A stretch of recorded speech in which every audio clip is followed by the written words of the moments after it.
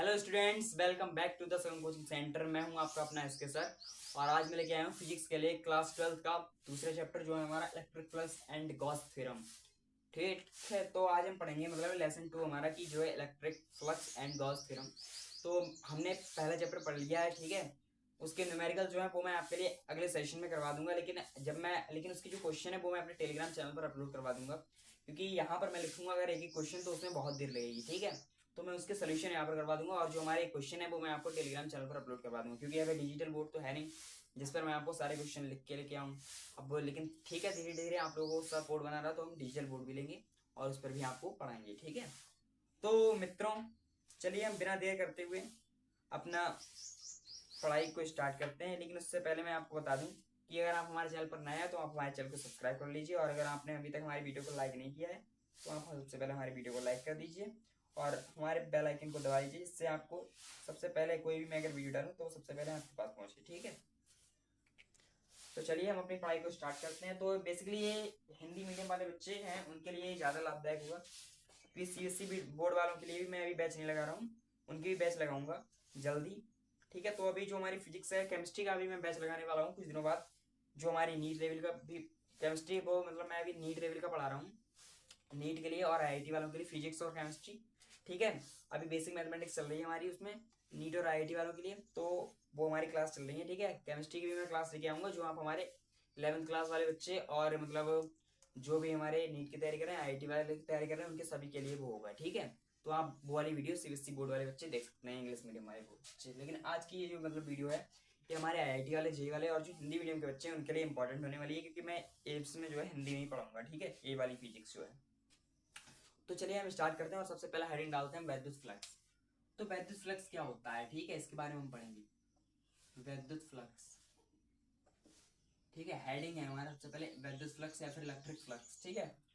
तो वैद्युत फ्लक्स क्या होता है कि वैद्युत क्षेत्र में स्थित किसी काल्पनिक पृष्ठ से गुजरने वाली वैद्युत बल रेखाओं की संख्या को उस पृष्ठ से बद्ध वैद्युत फ्लक्स कहते हैं। कि किसी वैद्युत क्षेत्र में मतलब वैद्युत क्षेत्र में स्थित किसी काल्पनिक पृष्ठ से होकर गुजरने वाली वैद्युत बल रेखाओं की संख्या को उस पृष्ठ से बद्ध वैद्युत फ्लक्स कहते हैं। इसे फाई से प्रदर्शित करते हैं। फाई बराबर होता है बी ए कॉस थीटा, मतलब ई होता है वो तो हमारा मैग्नेटिक फील्ड में होता है। फाई बराबर होता है ई ए हमारा, मतलब E vector dot A vector, जिसमें अगर हम वेक्टर को हटाते हैं तो आता है हमारा फाई बराबर ई ए कॉस थीटा, ठीक है। तो हम पढ़ते हैं, इसमें अपनी हेडिंग डाल ली हमने, तो हम लिखेंगे कि वैद्युत क्षेत्र में स्थित वैद्युत क्षेत्र में स्थित किसी काल्पनिक पृष्ठ से होकर गुजरने वाली वैद्युत बल रेखाओं की संख्या को उस पृष्ठ से बद्ध वैद्युत फ्लक्स कहते हैं। वैद्युत फ्लक्स कहते हैं, ठीक है। इसे फाई से प्रदर्शित करते हैं, इसे फाई से व्यक्त करते हैं या प्रदर्शित करते हैं, रिप्रेजेंट करते हैं इसे, ठीक है। फाई से रिप्रेजेंट करते हैं, ठीक है। और इसका जो फॉर्मूला होता है हमारा वो आता है हमारा, जैसे इसे फाई से प्रेजेंट करता है। जो हमारा पूरे संपूर्ण पृष्ठ से गुजरने वाला वैद्युत फ्लक्स का जो हमारा फॉर्मूला होता है वो होता है फाई बराबर में ई इंटू ए। तो हम यहाँ पर लिखेंगे कि संपूर्ण पृष्ठ से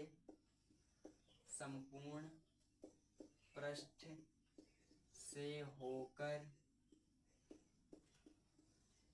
गुजरने वाला वैद्युत फ्लक्स, ठीक है। संपूर्ण पृष्ठ से गुजरने वाला वैद्युत फ्लक्स हमारा क्या होता है, तो उसका फॉर्मूला आता है कि फाई बराबर में ई इंटू ए वेक्टर, ठीक है।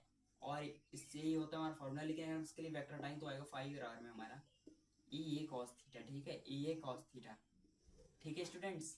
तो ये हो गया हमारा, ठीक है। और यहाँ पर ये जो हमारा थीटा, अगर आपसे कुछ क्वेश्चन पूछ लेते हैं जैसे आपके टीचर की यहाँ पर थीटा क्या है, तो यहाँ पर थीटा क्षेत्रफल वेक्टर है। ये जो हमारा ए है ये क्षेत्र वेक्टर और ये हमारी वो है वैद्युत क्षेत्र की तीव्रता, ठीक है। तो यहाँ पर जो थीटा है वो हमारा क्षेत्रफल वेक्टर तथा वैद्युत क्षेत्र की तीव्रता की दिशा के बीच बनने वाला कोण है, ठीक है। तो हम यहाँ पर लिखेंगे नोट करके एक पॉइंट कि यहाँ पर थीटा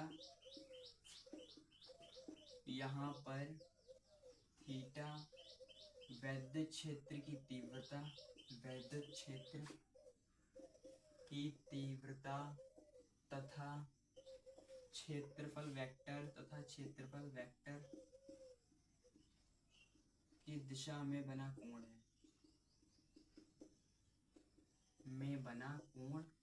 है। ठीक है, तो हमें ये बातें याद रखनी है।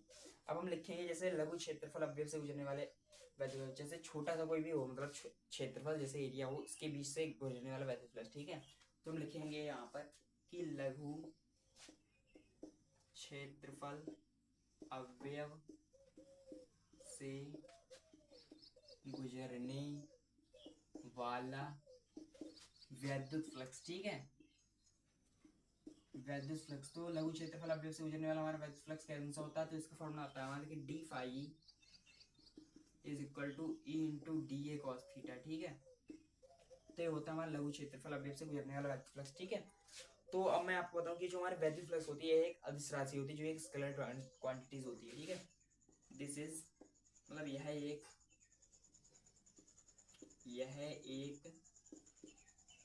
अदिश राशि है। ठीक है, एक अदिश राशि है और इसका मात्रक जो होता है हमारा मात्रक आप ऐसे निकाल सकते हैं कि वैद्युत क्षेत्र की तीव्रता का होता है न्यूटन पर मीटर स्क्वायर, न्यूटन पर कूलम, और इसका क्षेत्रफल का होता है मीटर स्क्वायर। ठीक है, तो हम यहाँ पर लिख लेंगे कि न्यूटन इंटू मीटर स्क्वायर प्रति कूलम। ठीक है, न्यूटन इंटू मीटर स्क्वायर प्रति कूलम। ठीक है, और इसकी जो हमारी वो होती है डायमेंशन, बिना तुम्हें ऐसे ही डायरेक्ट लिख देता हूँ, मैं यहाँ पर कैलकुलेट नहीं करवा रहा हूँ। डायमेंशन जो होती है वो होती है हमारी ml3 t की पावर -3 a की पावर -1, ml3 t की पावर -3 और a की पावर -1। ठीक है, तो अब इसमें कुछ केस आएंगे, उसके बारे में भी हम लिख लेते हैं। यहीं पर मैं लिख देता हूँ कि इसके कुछ केस आते हैं। ठीक है, केस बनते हैं यहाँ पर कि केस फर्स्ट क्या है हमारा, केस फर्स्ट। ठीक है, कि यहाँ पर जो है यदि पृष्ठ क्षेत्र के लंबवत है, तो आप कहेंगे कि सर यहाँ पर 90 डिग्री एंगल आएगा, लेकिन गलत, यहाँ पर 90 डिग्री एंगल आएगा ही नहीं। ठीक है, यहाँ पर जो आएगा, जैसे पृष्ठ है आपके लिए, जैसे कोई भी हमारा पृष्ठ होता है, ऐसे कोई पृष्ठ है। ठीक है, तो ये इसके अगर लंबवत आएगा तो ऐसे ऐसे करके कुछ ना आएगा। जैसे पृष्ठ हो गया हमारा, ये होता है सर्कल का पृष्ठ, जैसे हो गया हमारा जैसे सर्कल होगा। ठीक है, तो इसमें ये पृष्ठ आएगा तो इसके लंबवत कुछ ना आएगा, इसके पैरेलल ही आएगा। ठीक है, तो यहाँ पर जो आएगा वो आएगा हमारा थीटा बराबर 0 डिग्री। ठीक है, theta is equal to 0 degree, तो हम लगा देंगे यहाँ पर कि फाई बराबर में हो जाएगा हमारा ई ए कॉस 0 डिग्री। तो कॉस 0 का मान कितना होता है हमारा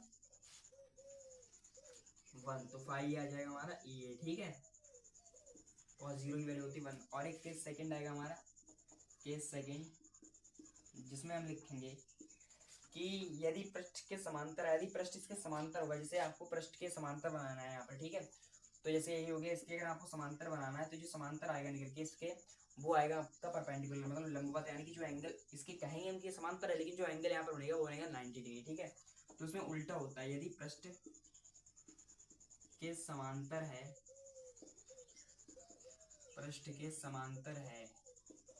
तो आएगा हमारा थीटा इज इक्वल टू आएगा हमारा 90 डिग्री। ठीक है, और इसमें फाई बराबर आ जाएगा हमारा ई ए कॉस 90, और कॉस 90 की वैल्यू आपको पता है 0। ठीक है, फाई बराबर होती है हमारी 0। ठीक है बच्चों, तो यहाँ पर फ्लक्स हो जाएगा वो हमारा 0 हो जाएगा, तो आप इतना ही नोट कर लीजिए। ठीक है, फिर कुछ बातें भी मैं आपको लिखवा देता हूँ। ठीक है, तो यहीं पर लिखवा देता हूँ एक पॉइंट करके, मैं नोट करके, एक पॉइंट हमारा वैद्युत बल रेखाओं के बारे में। ठीक है, जैसे क्वेश्चन आ जाता है हमारे लिए, नोट करके एक पॉइंट हम लिखेंगे। नोट, यदि जैसे वैद्युत बल रेखाएं हैं, अंदर अगर पृष्ठ के अंदर जा रही है तो वो होंगी, वो उनकी संख्या जो आएगी वो आएगी ऋणात्मक। जैसे मान लीजिए ये कोई पृष्ठ है, ठीक है, इसके अंदर जा रही है वैद्युत बल रेखाएं, इसके अंदर जा रही है वैद्युत बल रेखाएं, अगर इसके अंदर जा रही हैं तो इसकी जो वैल्यू आएगी वो आएगी आपकी निगेटिव, यानी कि ऋणात्मक आएगी। लेकिन अगर इससे ऐसे बाहर जा रही है, इससे अगर ऐसे बाहर जा रही है, तो इससे जो ऐसे बाहर जा रही है तो इसकी आएगी, मतलब वैल्यू आएगी वो आएगी पॉजिटिव। ठीक है, तो हम यहाँ पर लिखेंगे कि यदि वैद्युत बल रेखाएं, यदि वैद्युत बल रेखाएं, क्योंकि इस पर क्वेश्चन ही पूछ लेता है, यदि वैद्युत बल रेखाएं पृष्ठ के अंदर जा रही हैं, के अंदर जा रही हैं तो उनकी संख्या ऋणात्मक होगी, तो उनकी संख्या ऋणात्मक होगी। परंतु यदि वैद्युत बल रेखाएं पृष्ठ के बाहर जा रही हैं, तो वह धनात्मक होंगी, ठीक है। तो आप इतना नोट कर लीजिए, ठीक है। तो ये हो गया हमारा, ठीक है। तो आप इतना नोट कर लीजिए, ये आपके पता होना चाहिए, ठीक है। पृष्ठ के अगर अंदर जाएंगी तो उनकी संख्या ऋणात्मक होगी और बाहर जाएंगी तो उनकी संख्या धनात्मक होगी, ठीक है। तो आप इतना नोट कर लीजिए बच्चों।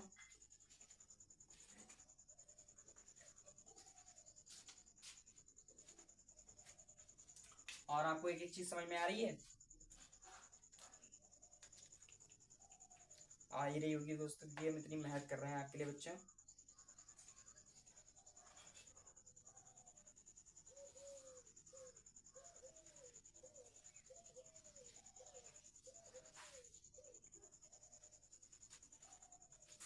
तो नोट कर लिया होगा आप लोगों ने इतना।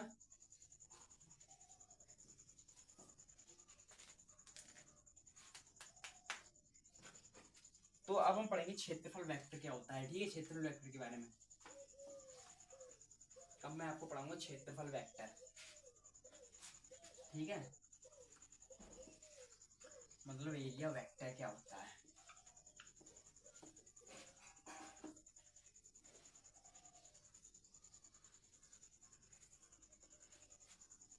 आपको बच्चों कोई भी अगर डाउट हुआ करे, मतलब कोई भी आपको ऐसे कोई भी टॉपिक आप जैसे अपने स्कूल में पढ़ के आए, आपको अभी हम घर पे पढ़ रहे हैं, अगर आपको कोई भी ऐसे ना आ रहा हो टॉपिक, तो आपको टॉपिक कमेंट में पोस्ट कर दिया कीजिए, ठीक है। तो मैं उन्हीं सबकी वीडियो आपके लिए बिल्कुल सरल भाव में लेके आऊंगा और बिल्कुल सिंपल आपको वो सभी चीज समझ में आएंगी, ठीक है। आप बस कमेंट कर दिया कीजिए कि सर आप इस टॉपिक पर वीडियो बना दीजिए, मैं आपको वो उस बना दूंगा, ठीक है, उसी टॉपिक पर, ठीक है। तो उसी टॉपिक में मैं आपको बना दूंगा और आपका एक एक जो क्वेश्चन है, डाउट है, वो आपका सब उसमें कमेंट में कर दीजिए, मैं आपको वो सारे डाउट क्लियर कर दूंगा, ठीक है। तो अब हम पढ़ेंगे क्षेत्रफल वेक्टर के बारे में, ठीक है। क्षेत्रफल वेक्टर मतलब एरिया वेक्टर, ठीक है। तो क्षेत्रफल वेक्टर क्या होता है हमारा, व्हाट इज क्षेत्रफल वेक्टर, मतलब क्षेत्रफल वेक्टर मतलब व्हाट इज एरिया वेक्टर, ठीक है। तो समतलीय पृष्ठों के क्षेत्रफल में परिमाण के साथ साथ दिशा भी होती है, इसलिए इन्हें क्षेत्रफल वेक्टर कहते हैं। जो हमारा समतलीय पृष्ठ होता है, मतलब समतल पृष्ठ होते हैं, जैसे मैं आपको बताऊं कि आप हमारी कॉपी ले लीजिए, यह जो एक समतल पृष्ठ है, ठीक है। ये जो है एक हमारी समतल पृष्ठ है। तो समतलीय पृष्ठों के क्षेत्रफल में परिमाण के साथ साथ इसका तो परिमाण तो होता है लेकिन इसमें दिशा भी हो, तो उसे हम कहते हैं क्षेत्रफल वेक्टर, ठीक है। तो हम सिंपल यहाँ पर लिखें, और क्षेत्रफल की दृष्टा, जैसे क्षेत्रफल की जो डायरेक्शन होती है, दिशा होती है, वो पृष्ठ के खींचे गए लंब के अनुदिश बाहर की होती है। जैसे कोई भी पृष्ठ है हमारा, अभी मैंने आपको बताया, जैसे इस पर खींचे गए लंब के अनुदिश बाहर की ओर होती है इसकी दिशा, ठीक है। तो ये बात आपको पता होनी चाहिए। तो हम यहाँ पर लिखेंगे कि समतलीय पृष्ठों के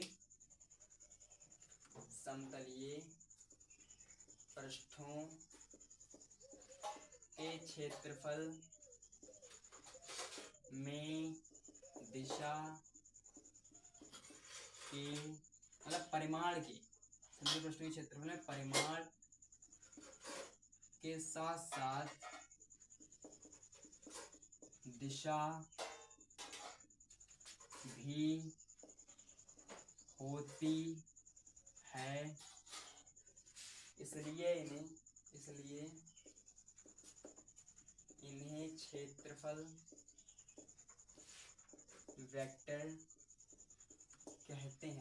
क्षेत्रफल वेक्टर कहते हैं, ठीक है। और इसकी मतलब जो दिशा होती है, क्षेत्रफल वेक्टर की दिशा पृष्ठ पर खींचे गए लंब के अनुदिश बाहर की ओर होती है। क्षेत्रफल वेक्टर की दिशा पृष्ठ पर खींचे गए लंब के अनुदिश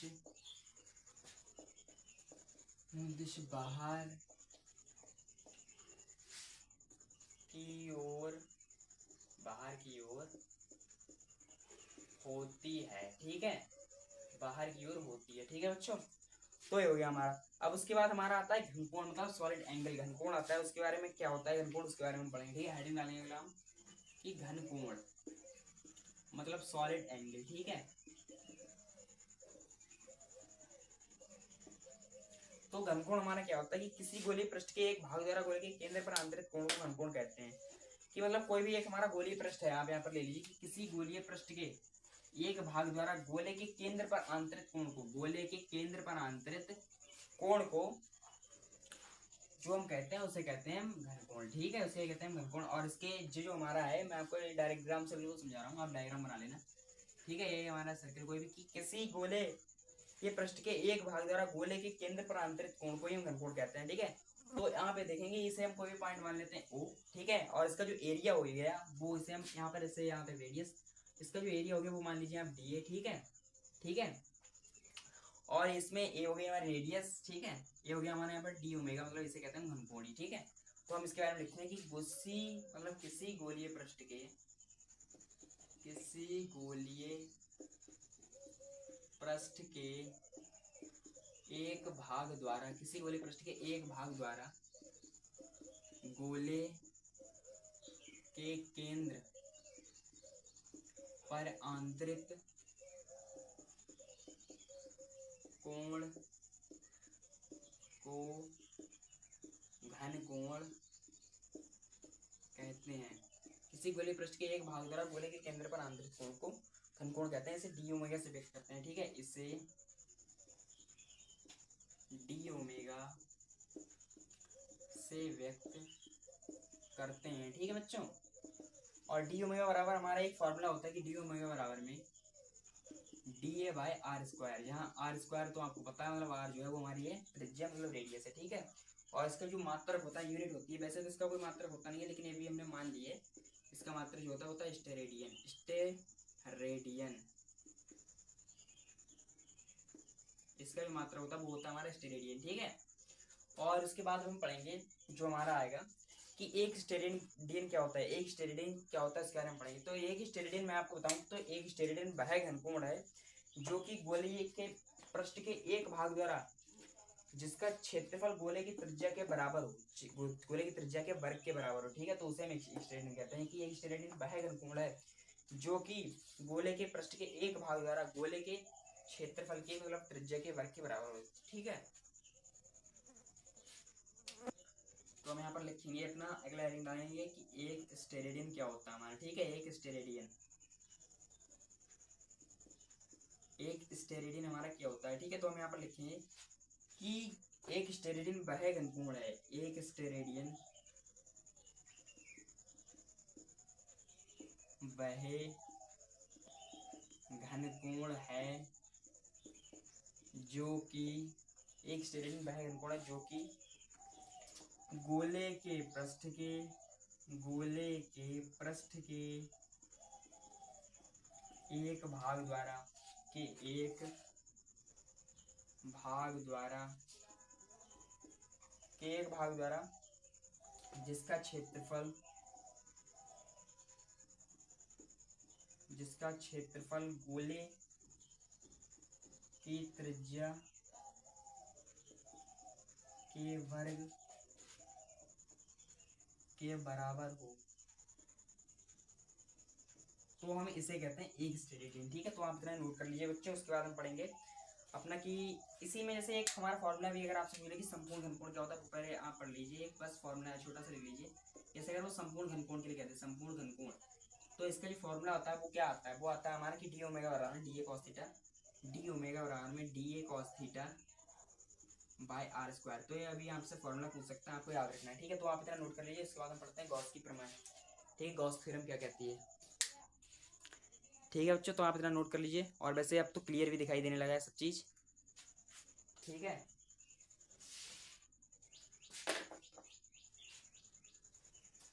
गॉस की थ्योरम हम पढ़ेंगे, उसके बाद बस लेक्चर को एंड कर देंगे और 10 मिनट का लेक्चर रहेगा। गॉस की थ्योरम हम पढ़ देंगे और उसे प्रूफ भी कर देंगे। ठीक है,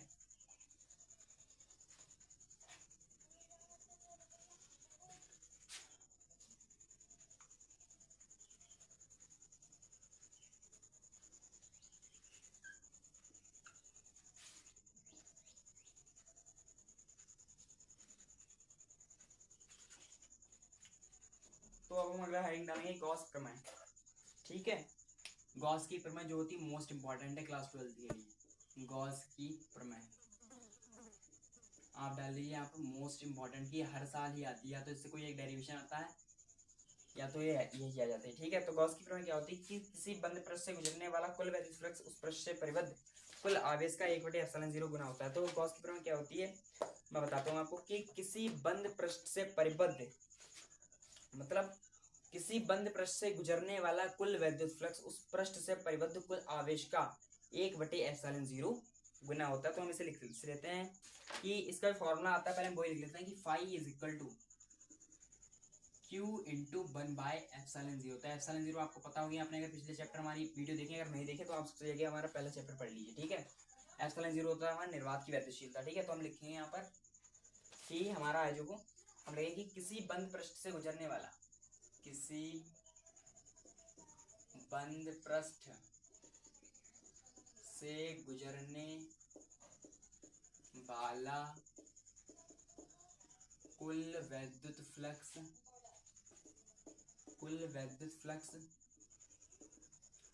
उस पृष्ठ से परिबद्ध कुल आवेश का